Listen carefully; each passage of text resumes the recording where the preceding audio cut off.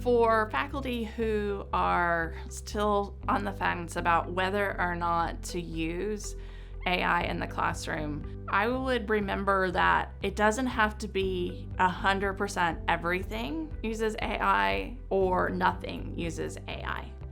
That using a process where you really think about what are your learning goals, what do you want students to get out of the class, and then think how can AI help the students in their thinking is a good way to help you kind of determine where you may want to start using AI in your class.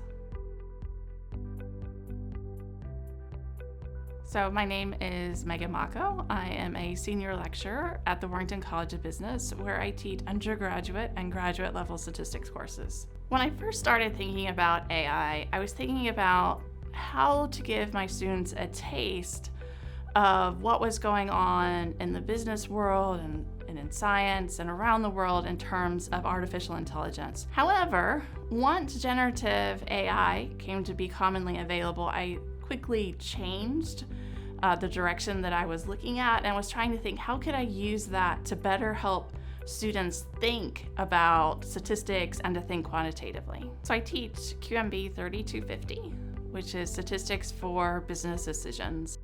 These students are not going to be statistics majors. They're going to be entering into the business world, but they need to be quantitatively literate. So they're going to be doing much more deep dives into doing analyses, looking at more complex data sets. So when finding relevant data, there are open data repositories out there, but sometimes they don't always connect well with the students.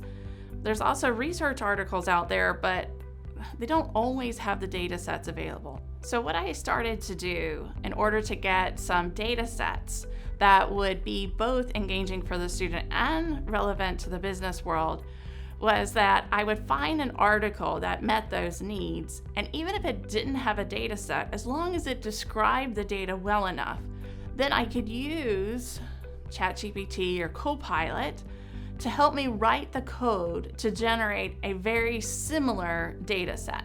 I could then bring that generated, simulated data set into the classroom, show the students the article that showed the conclusion, but then also help them see that conclusion from the data set that we could work with in class. The students found it really fascinating to be able to work with real-world data. They really liked the idea that they were answering a question that people outside of the classroom were also asking. Data has become very, very prevalent in today's world. You can get large data sets easily, but we need to be training our students on how to work with that data. How do you make decisions with it?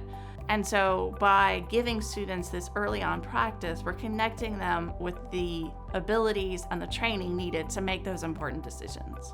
I would recommend that instructors start small, do one activity in a semester and see how it goes.